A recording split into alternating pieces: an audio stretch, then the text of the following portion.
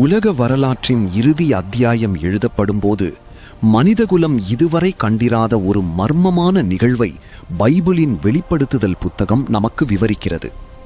அந்தி கிறிஸ்துவின் இருண்ட ஆட்சி பூமியை தன் பிடிக்குள் வைத்திருக்கும் அந்த இக்கட்டான காலத்தில் எருசலேமின் வீதிகளில் 2 நபர்கள் தோன்றுகிறார்கள்.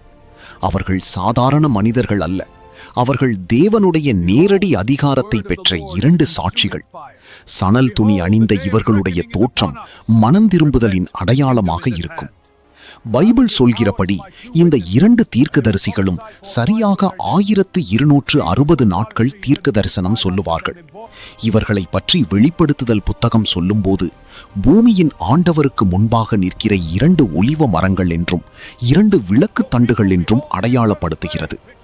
இவர்கள் யார் என்ற கேள்விக்கு பல பதில்கள் இருந்தாலும் இவர்களுடைய செயல்கள் அப்படியே மோசேயையும் எலியாவையும் நமக்கு நினைவூட்டுகின்றன.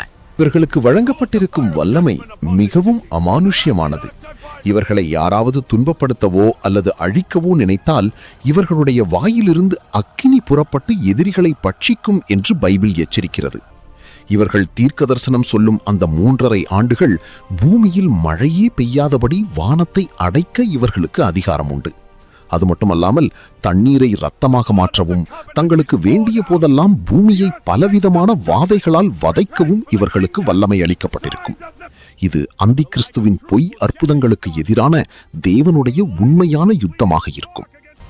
இவர்களுடைய சாட்சி கொடுத்து முடிக்கும் வரை இவர்களை யாராலும் தொட முடியாது. ஆனால் இவர்களுடைய காலம் முடிந்த பிறகு பாதாளத்திலிருந்து ஏறி வருகிற மிருகம் இவர்களோடு யுத்தம் பண்ணி இவர்களை கொலை செய்யும்.